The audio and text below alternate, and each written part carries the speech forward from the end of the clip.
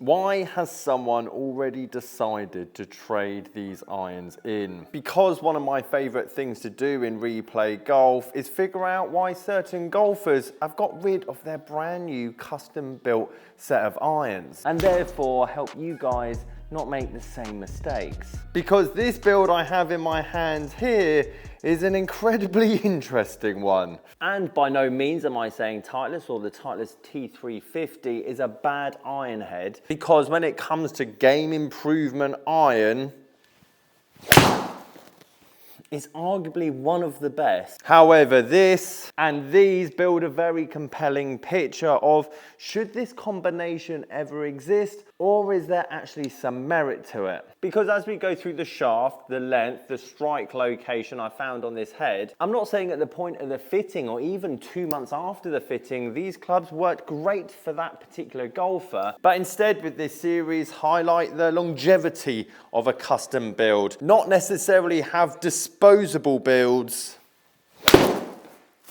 that work great in the fitting, give you the extra yardage, but in reality, when we include lessons and general improvement, of course you're going to have to trade these in for something a bit more controllable. And before we get into our first negative, controllable's a very interesting word, because control means different things at different speeds. And it's what I want to show at the end of this video, my test of my particular 7-iron that I'm using currently at the moment versus the 7-iron in this build. And as I say, Titleist is a great brand. I'll show you some offers currently on Flyer with Titleist irons. They hold their price incredibly well, and Titleist has made great equipment for a long time. Hence why I'm using a 712 MB currently in my set. But control is a very interesting word, and don't get me wrong, control can mean different things at different speeds, which is the irony of this build and why I think it's so contradictory in itself, because control at a slower swing speed means,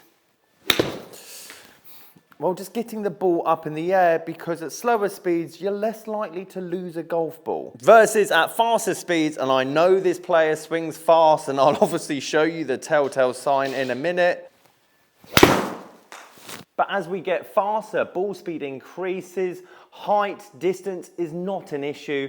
Finding your golf ball around 18 holes definitely can be. But before we quickly get into the build, one negative I have seen with these T350s, I've never seen that kind of peeling, and I'm not being funny, on a set of irons that's, let's be honest, £200 per stick, brand new, it's not really something you're going to want to see after a few months worth of play. Now, obviously, I haven't got the exact date these were bought and obviously how many times they were used for, but these were brought out towards the end of 2023, so obviously relatively new. A club that you would see the most use from in terms of a second-hand set is the pitching wedge, mainly because we're steeper with it and obviously we're hitting down into the ground more with it. Not to mention there's many places that you would also use a pitching wedge through a round of golf. But there's not much use of it, and to be perfectly honest, the ball strike locations there tells me something very unique about this particular golfer's swing and why these probably were introduced. But before we get into strike location and how I can tell from a strike location predominantly what the swing will look like for this particular golfer, length and obviously grip size. These are ½ an inch longer than standard. We also have mid-sized grips, which to be honest, I don't read into that much, as that is a personal preference. Even for you older golfers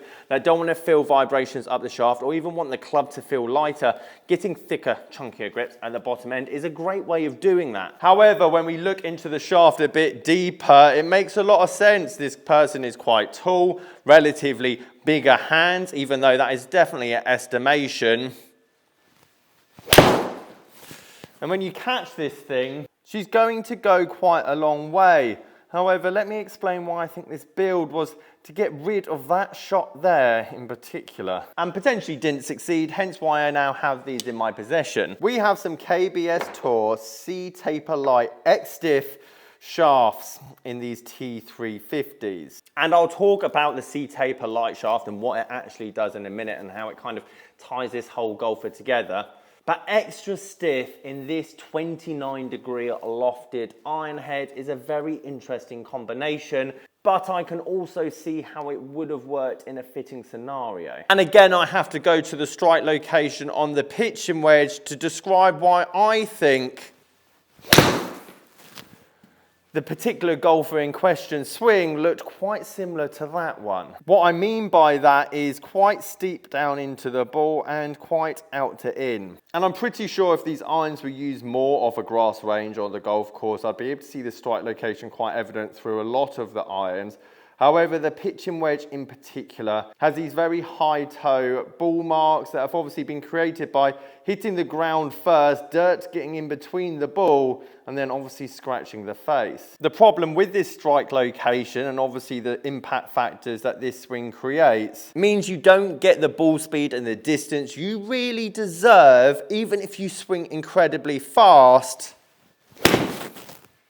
just like I did there. And don't get me wrong, when this beginner swung his pitching wedge at 85 miles an hour and got 118 yards carry with it, he's obviously going to be quite happy with his choice of club design. However, the C-Taper Light in particular is the bit that kind of categorizes this whole golfer. Unlike the typical C-Taper, which is low launch, low spin, this one's supposed to be mid to high launch with medium spin. And obviously it make a lot more sense at the end when we cover the 7-iron test between mine and this one, but to reiterate, we've got a big guy with big hands that swings it fast. No club fitter's going to put X-Stiff in a shaft if he doesn't swing it fast, but the main job an X-Stiff does is to stop it going to the left-hand side, meaning he's probably got quite a strong grip that wants to shut that face on the way down. He's more than likely putting his hands ahead of the golf ball to offset this, and with his steep over-the-top swing,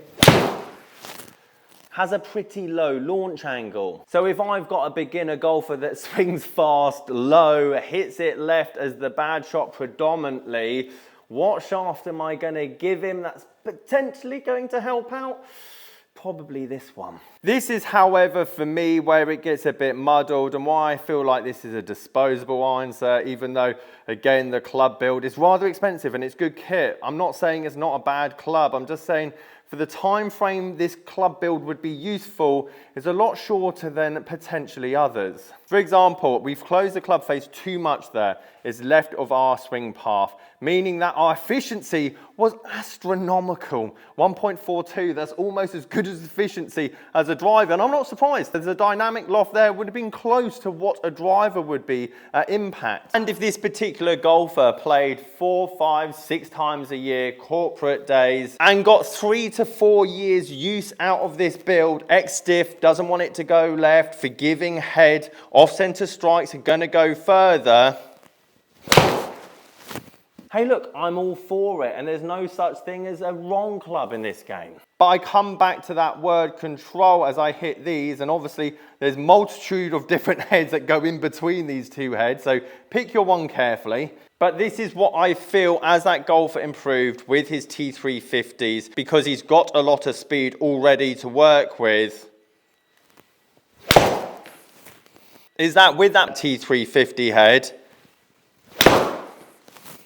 it's incredibly easy to get those hot shots. The one where the efficiency just jumps out of nowhere, 1.45, 1.43. Whereas with this head, it'd be almost impossible to get more than 1.34 efficiency. And of course, if I hit it out the toe or the heel, I'm gonna lose tons of distance, but I can almost guarantee you I'm never gonna get this hot shot with this particular iron head.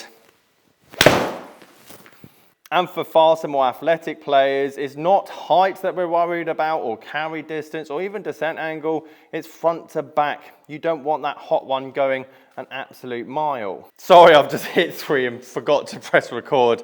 But as I was saying, of course, at the time when a steep over-the-top swing comes into the ball, that 170, not to mention he's hitting it high toe, of course this head design is going to help him in the short term. X-Stiff shaft, even if it is somewhat higher launching, is somewhat an interesting choice. And I appreciate, obviously, stopping it to go to the left. However, he works on his swing path, works on his club face being a bit more shut on the way down. And as you didn't see with those 3 shots I just hit there a minute ago,